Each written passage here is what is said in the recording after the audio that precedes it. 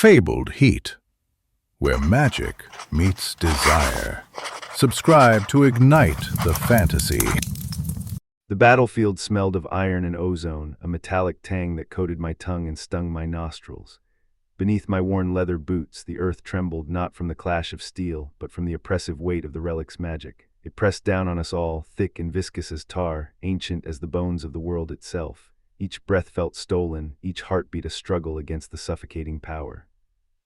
My own magic, long dormant, writhed beneath my skin, a trapped songbird beating its wings against the bars of its cage. For years I'd buried it, smothered it beneath layers of silks and practiced courtly smiles, convinced myself it was a dangerous weakness. But here, with the crown's fury splitting the sky and the air crackling with raw power, it ached to be free, to answer the relic's call. The Alaria, the voice was rough, edged with the kind of authority that made even the most seasoned nobles flinch. I turned, forcing a composure I didn't feel, to see Kale Tostrel, the rebellion's jagged blade of a leader. His armor, usually pristine, was streaked with blood, not his, I noted with a detached observation, but the crimson of fallen soldiers. His dark hair was plastered to his forehead with sweat, and a thin cut bisected his eyebrow, lending him a dangerous, almost feral look. His eyes, pale as winter frost, usually so calculating, narrowed on me, assessing, questioning. "You shouldn't be here." "Neither should you," I wanted to retort. High Lord Resindrel's bastard son, the half-blood general with a martyr's streak, standing knee-deep in what was rapidly becoming a suicide mission. What possessed him to throw himself against the crown's forces with such reckless abandon? But the relic's hum vibrated in my teeth, a low thrum that resonated deep within my bones, and my traitorous magic surged in response, making my skin prickle. I clenched my fists, forcing the power back down, trying to regain control. "The dungeon-forged relic," I said, my voice steadier than I felt, despite the storm raging inside me. "It's singing."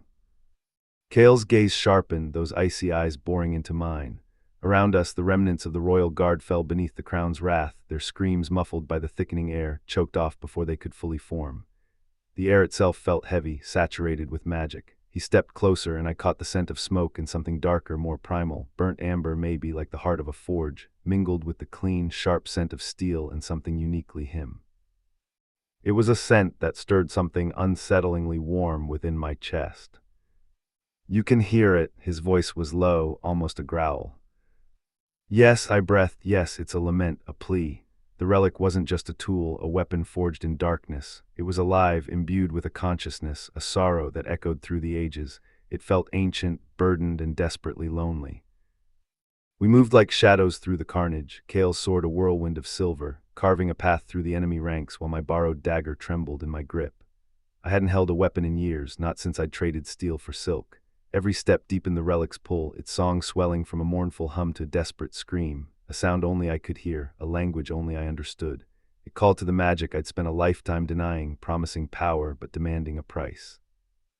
"You're shaking," Kale muttered, his voice close to my ear as we ducked behind the shattered remnants of a war golem, its metallic limbs twisted and broken. The golem had been magnificent in its prime, a towering construct of iron and magic, now reduced to scrap. His hand brushed my wrist, a fleeting touch, barely there, yet it seared like a brand against my skin, sending a jolt of heat through my veins. I instinctively flinched, pulling away. "It's the relic," I lied, my voice a little too high-pitched. His thumb grazed the rapid pulse at my wrist, a deliberate, lingering touch. He knew I was lying. His eyes held a knowing glint, a challenge. "Liar," the word hung between us, taut as a bowstring, charged with unspoken tension.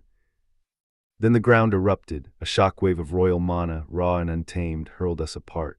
The force of it slammed into me, stealing the air from my lungs and sending me crashing to the earth. The impact rattled my bones, and stars exploded behind my eyelids. Above, King Elston's roar shook the heavens, a sound of pure, unadulterated rage. "You dare." Kale, ever the protector, dragged me upright, his grip bruisingly firm. His face was grim, etched with concern and a fierce determination. "Run, now." But the relic's song reached a crescendo, a deafening roar that drowned out the sounds of battle. My magic-damned, desperate thing burst free, shattering the carefully constructed walls I'd built around it.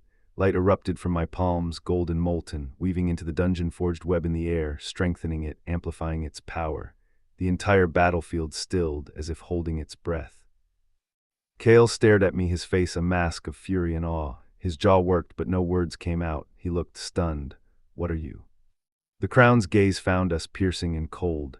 His eyes, glowing orichalcum bright, pinned me like a butterfly to a board, dissecting me with a single glance. A royal mage, he breathed, incredulous. Here in this rabble, a flicker of disdain crossed his features.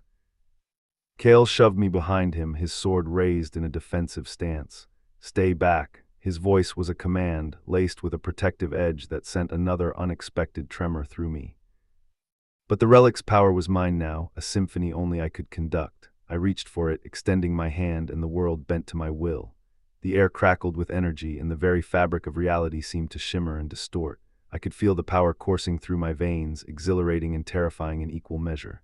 The last thing I saw was Kale's face, fierce, frightened, and undeniably beautiful, as the magic swallowed us whole. Then darkness, a suffocating, all-consuming darkness, and a whisper, colder than the grave, from the crown himself, echoing in the void, "I will peel the flesh from your bones, little mage."